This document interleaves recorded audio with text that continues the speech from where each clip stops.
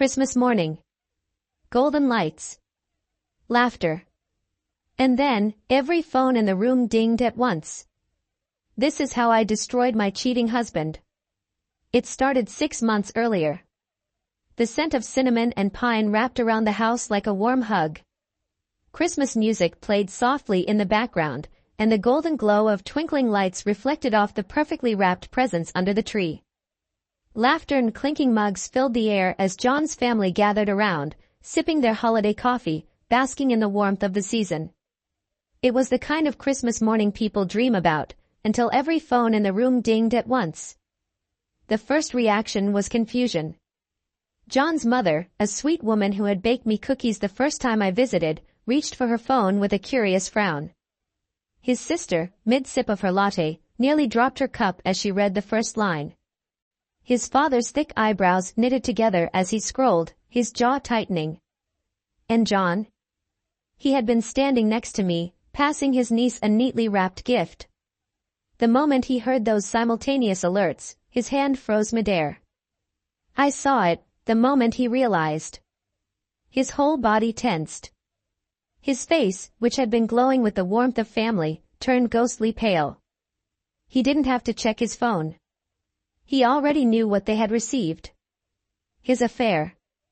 The explicit texts. The photos. The hotel bookings. The whispered promises to another woman, swearing he was stuck with me but wished he could be with her instead. Merry Christmas, John. John and I had been together for 6 years, married for 2. If you had asked me a year ago, I would have told you I was married to the perfect man. He was charming, attentive, and so effortlessly charismatic that people naturally gravitated toward him. He had this way of making you feel like the only person in the world when he spoke to you. That was one of the things that drew me to him in the first place. Our love story had been the kind people envied. We met at a friend's wedding, spent the whole night talking like we had known each other for years, and within a few months, we were inseparable. He wasn't just my husband, he was my best friend, my partner in everything. At least, that's what I thought. But if there's one thing I've learned, it's that cheaters don't start off as monsters. They start off as the perfect man, the dream guy, the safe choice. The first crack in our picture-perfect life came 6 months before Christmas. I remember the exact moment the illusion shattered. I had been looking for an old picture on John's laptop, something completely innocent, when a message preview popped up at the bottom corner of the screen. I miss you. Last night was amazing. Wish I was waking up next to you instead. My stomach twisted. My mind raced to justify it. Maybe it was an old message. A misunderstanding. A prank. But as my trembling fingers navigated to his messages, I knew deep down I was about to find something I could never unsee. And I was right. The messages were endless. Months of texts, hotel bookings, inside jokes. Her name was Lisa, and she wasn't just some random fling. She was someone he cared about, someone he had built a whole second relationship with. I scrolled through their conversations, my heart pounding so loudly I could hear it in my ears. John had told her everything.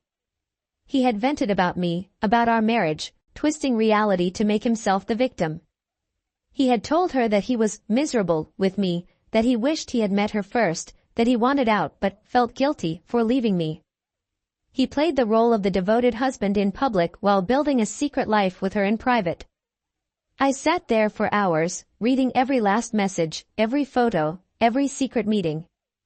My hands shook as I closed the laptop, my world crumbling around me.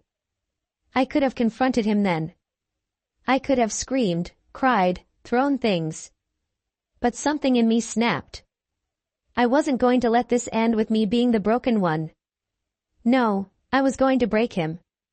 For months, I played the part of the oblivious wife. I kissed him goodnight, held his hand at family gatherings, even planned our Christmas visit with his family like nothing had changed. But behind the scenes, I was collecting everything. Screenshots, voice recordings, bank statements that proved he had been financially supporting both of us. I built a digital folder so damning that there would be no way he could talk his way out of it. The idea for my revenge came to me on a sleepless night in November. John lived for the perfect family image. His mother adored him, his father respected him, his siblings looked up to him. He was the golden boy, the man who could do no wrong. And I was going to make sure they were the ones to see him for what he really was. Christmas morning was the perfect moment. Everyone together, surrounded by love and joy, the last place he would expect his dirty secrets to be aired. I timed it precisely. I had already programmed the messages to send in a mass text to his entire family. His parents, siblings, aunts, uncles, no one was spared. And just like that, with a single press of a button, I detonated the bomb. John had spent years crafting a perfect image, lying to me, lying to his family, lying to everyone. But in that moment, with the truth displayed on every single phone screen, there was no more running. I watched as the betrayal unfolded in real time. His mother gasped, her frail hands trembling as she clutched her phone. His sister looked up at him with wide, disbelieving eyes. His father, a man of few words, let out a slow exhale, his expression unreadable. John's head snapped toward me, pure panic in his eyes. "What did you do?" he whispered, his voice shaking. I took a sip of my coffee, savoring the moment, then looked him dead in the eye. "Merry Christmas, John." And with that, I picked up my coat, grabbed my bags, and walked out of his family's house, leaving him to deal with the wreckage. In the weeks following my discovery of John's affair, I moved through life in a fog of rage and heartbreak. The betrayal wasn't just about the cheating, it was the performance of it all. The lies, the manipulation, the way he kissed me goodbye while texting her minutes later. But I didn't lash out. I didn't cry in front of him. I played the role of the perfect, unsuspecting wife. And while he went about his days thinking he had me fooled, I became dangerous. I started gathering everything. The texts were just the beginning. I dug deeper. Bank statements revealed expensive dinners, hotel stays, gifts he never gave me. GPS logs from his car showed him going to places he had never mentioned. I even managed to extract voice notes, his pathetic little confessions to her, whispering about how he felt trapped with me, how he was only staying for now, but wished he could leave. I collected it all.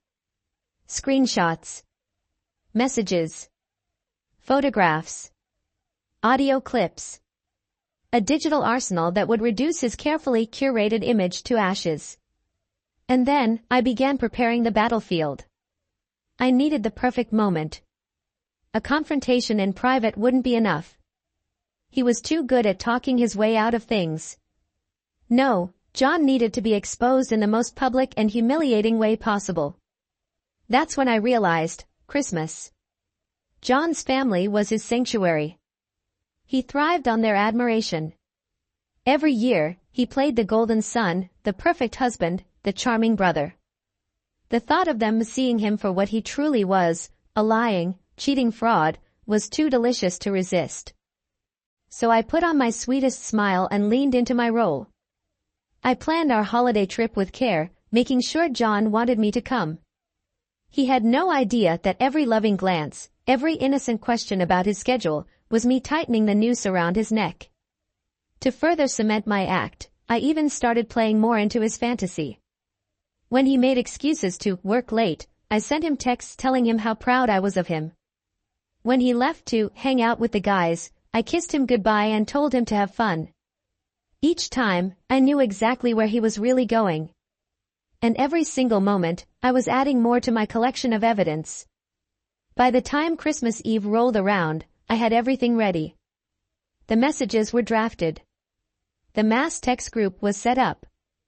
The proof was stored and ready to be unleashed. All that was left to do was wait. Christmas morning was perfect. The tree was glowing, the coffee was brewing, and John was completely unaware that his life was about to be destroyed. His mother was humming a carol as she passed out gifts. His father was flipping through the morning paper. His sister was laughing with her husband. John sat beside me, grinning, his arm casually draped around my shoulders. He had no idea. I pulled out my phone under the table. Opened the message thread. My thumb hovered over the send button. One tap. That's all it would take. I glanced up, locking eyes with John. He smiled. The kind of smile that had fooled me for years. Not anymore. I pressed send. And then, chaos. It took mere seconds. A chorus of phone dings echoed through the living room. Confusion settled over the group as people reached for their devices. Then the reaction started. His sister was the first to gasp. Then his mother, her face turning ghostly white as she read the messages, her hands trembling as she scrolled. His father's jaw clenched. His uncle let out a stunned, "What the hell?" John froze. I saw it, the way his face drained of color, the way his hands turned into fists. He didn't even reach for his phone. He knew. He knew. His mother's voice shattered the silence. "John, what is this?" And just like that, his world imploded. "It's not what it looks like," John started, his voice desperate, panicked. But his father cut him off, his voice cold and sharp. "Don't lie."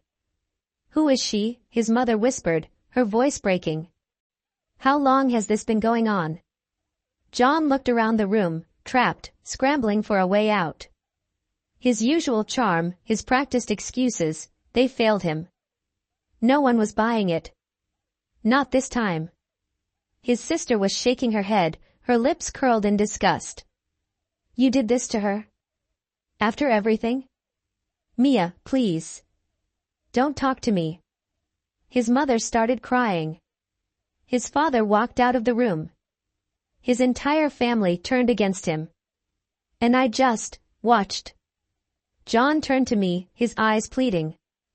"You did this." I smiled. "Merry Christmas, John." Then I stood up, grabbed my bag, and walked out. But that wasn't the end. See, I hadn't just exposed him. I had prepared. The next day, divorce papers were filed. I had already spoken to a lawyer months before, gathered proof of his infidelity, ensured I'd get the best possible settlement. Oh, and Lisa? The woman he risked everything for? She dumped him. Turns out, she wasn't so interested in a man without a family's approval, a man without money, a man whose reputation had been shredded. By New Year's, John had lost everything. And me? I was already moving on. The ironic karma, his life in ruins. Months later, I got a text from an unknown number. "I miss you. I messed up. Can we talk?" I laughed. Deleted it. John had been everything to me once. My love, my partner, my future. Now? He was just a memory of the best revenge I ever took.